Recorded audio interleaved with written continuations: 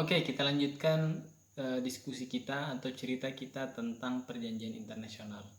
Nah, kali ini teman-teman sekalian, saya akan coba menguraikan beberapa istilah perjanjian internasional, istilah nomenklatur atau penyebutan tentang perjanjian internasional.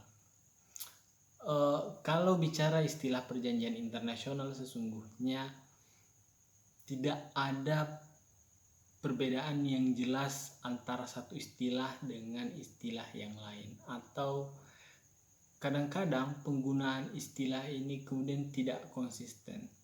Nah, penggunaan istilah perjanjian internasional itu hanya kembali kepada pihak yang merumuskan perjanjian internasional itu. Entah dia mau diistilahkan sebagai traktat, konvensi, deklarasi, statuta, dan lain-lain.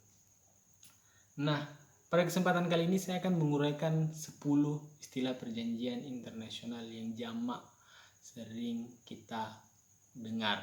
Tapi sebenarnya masih ada banyak sekali istilah-istilah perjanjian internasional. Ada modus vivendi, ada general act, ada proses verbal, dan lain-lain. Final act, dan lain-lain. Silahkan Anda cari sendiri. Nah, istilah perjanjian internasional yang pertama yang ingin saya ceritakan yaitu traktat. Nah, traktat atau treaty ini adalah istilah perjanjian internasional yang paling umum sering Anda dengar. Bahkan ada yang disebut sebagai traktat bilateral dan traktat multilateral. Nah, digunakan untuk perjanjian internasional antara negara yang substansi perjanjian internasionalnya tergolong penting antara para pihak. Nah, kalau kita bicara contoh, misalnya ada banyak sekali contoh traktat. Misalnya traktat tentang larangan melakukan percobaan senjata nuklir di atmosfer, angkasa luar, dan di bawah air, tanggal 5 Agustus tahun 1963. Ada juga traktat tentang pembentukan masyarakat ekonomi Eropa, tanggal 25 Maret 1957. Istilah perjanjian internasional yang selanjutnya yaitu konvensi. Konvensi ini biasa diinisiasi oleh atau diprakarsai oleh negara atau organisasi internasional. Tujuannya biasanya dia mengatur masalah-masalah yang besar dan penting yang dijadikan kaidah atau hukum internasional. Konvensi yang multilateral contohnya adalah konvensi tentang pencegahan penghukuman atas kejahatan genosida, tanggal 9 Desember tahun 48. Ada misalnya konvensi hukum laut ya, atau yang biasa disebut sebagai UNCLOS tahun 82. Kalau yang bilateral ada konvensi antara pemerintah Prancis dengan pemerintah Spanyol. Itu adalah contoh-contoh konvensi. Yang ketiga yang saya ingin ceritakan itu deklarasi. Saudara-saudara sekalian, istilah deklarasi itu biasa juga disebut sebagai pengumuman atau pernyataan. Deklarasi ini sebenarnya merupakan kesepakatan yang bersifat umum atau kesepakatan-kesepakatan yang umum. Meskipun sebenarnya ada deklarasi-deklarasi yang sesungguhnya membentuk kaidah hukum. Ada banyak sebenarnya contoh deklarasi. Starke kemudian membedakan 4 deklarasi. Ada deklarasi sebagai perjanjian, contohnya deklarasi tentang pembentukan ASEAN, deklarasi Bangkok 1967.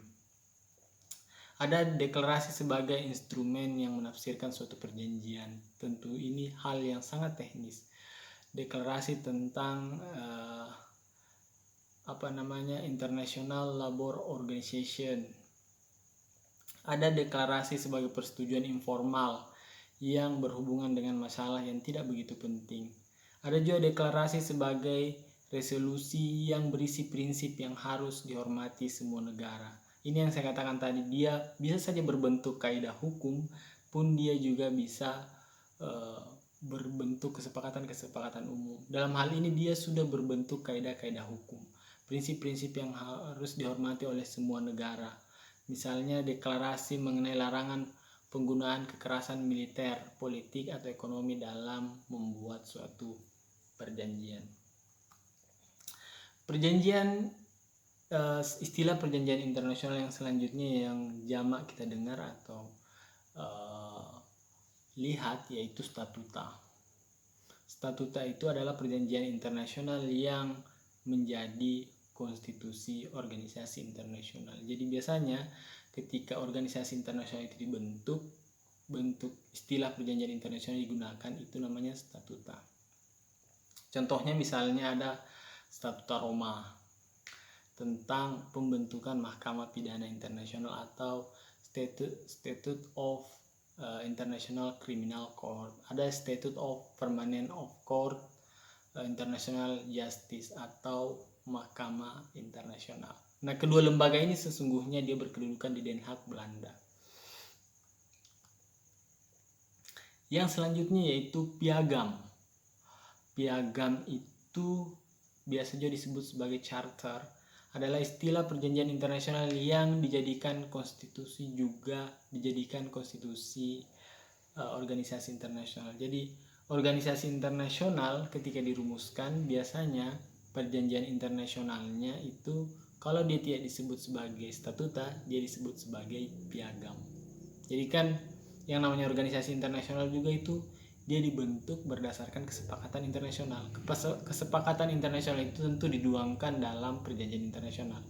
Nama perjanjian internasionalnya atau istilah perjanjian internasional yang digunakan biasanya kalau bukan statuta, dia digunakan istilah piagam. Misalnya Charter of the United Nations atau piagam PBB, Charter of the Organization of the African Unity. Itu adalah contoh-contoh piagam. Ada juga konvenan. Yang harus bedakan tadi ada konvensi, ini ada konvenan. Istilah konvenan pernah dipakai dalam konstitusi organisasi perjanjian internasional dan perjanjian internasional biasa. Misalnya ada Covenant of the League of the Nation. Ini sebenarnya sudah diganti. Jadi dulu ada Liga Bangsa-Bangsa. Dulu menggunakan istilah Covenant. Ada juga International Covenant on Civil and Political Rights tahun 1966. Yang mana sebenarnya ICCPR ini sudah diratifikasi dalam hukum positif Indonesia. Kita lanjut. Yang selanjutnya yaitu persetujuan. Persetujuan ini adalah istilah perjanjian internasional. Kalau dalam bahasa Inggris biasa disebut sebagai agreement atau arrangement. Sebenarnya persetujuan atau agreement ini substansinya sangat teknis administratif dan ruang lingkupnya sangat kecil sebenarnya.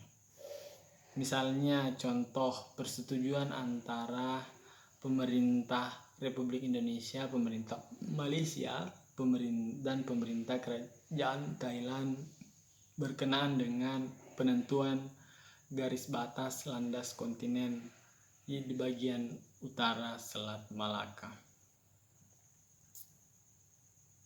Itu contoh persetujuan. Selanjutnya yaitu fakta. Fakta ini atau pact dia digunakan untuk perjanjian internasional di bidang militer. Jadi fakta umumnya digunakan di perjanjian-perjanjian internasional di bidang militer. Contohnya adalah Fakta Atlantik atau yang biasa disebut sebagai North Atlantic Treaty Organization atau NATO atau Organisasi Kerjasama Pertahanan dan Keamanan Atlantik Utara. Atau ada juga Fakta Warsawa, biasa disebut Perjanjian Kerjasama Pertahanan dan Keamanan Negara-Negara Eropa Timur di Warsawa. Yang selanjutnya yaitu protokol. Protokol adalah perjanjian internasional yang kurang formal apabila dibandingkan dengan traktat dan konvensi. Nah, kembali lagi Starke kemudian menggolongkan protokol ke dalam 4 golongan. Ada protokol sebagai instrumen tambahan. yang isinya merupakan interpretasi klausul-klausul tertentu. Sebagaimana yang saya sebutkan tadi, biasanya ada perjanjian internasional yang pertama, kemudian untuk menginterpretasikan klausul di dalam perjanjian tersebut, kemudian lahirlah sebuah protokol. Ada juga protokol sebagai instrumen pembantu yang berdiri sendiri dan dibuat dalam waktu yang berbeda. Ada juga protokol yang sifatnya sederajat atau sama dengan konvensi itu sendiri. Ada juga protokol yang merupakan rekaman atas salinan pengertian antara para pihak mengenai masalah tertentu. Ini biasanya kalau dalam perumusan peraturan perundang-undangan disebut sebagai naskah akademik. Berita acara sidangnya. Jadi salinan-salinan diskusi ketika merumuskan perjanjian internasional. Yang terakhir yaitu perjanjian. Jadi perjanjian ini sebenarnya adalah istilah perjanjian internasional yang digunakan di Indonesia. Biasanya di undang-undang itu disebutnya sebagai perjanjian. Jadi traktat itu didefinisikan sebagai perjanjian, statuta itu didefinisikan sebagai perjanjian, dan apapun yang istilah-istilah perjanjian internasional disebut dalam bahasa Indonesia sebagai perjanjian atau perjanjian internasional. Perjanjian itu dalam arti generik adalah segala bentuk atau jenis atau macam perjanjian. Perjanjian dalam arti spesifik sebenarnya substansinya tergolong masalah yang penting dalam besar. Sedangkan perjanjian yang tidak penting itu digunakan istilah persetujuan. Nah, perjanjian internasional itu kemudian diratifikasi dalam bentuk undang-undang. Jadi setiap perjanjian internasional ketika dia mau digunakan dalam dijadikan hukum positif, dia mesti diratifikasi dalam bentuk undang-undang. Sedangkan persetujuan itu dia diratifikasi dalam bentuk keputusan presiden. Jadi itulah tadi 10 istilah perjanjian internasional yang penting untuk teman-teman sekalian pahami. Saya akhiri sampai di sini. Sampai ketemu di video-video selanjutnya. Kritik dan saran sertakan di kolom komentar. Saya akhiri, billahi taufiq hidayah. Wassalamualaikum warahmatullahi wabarakatuh.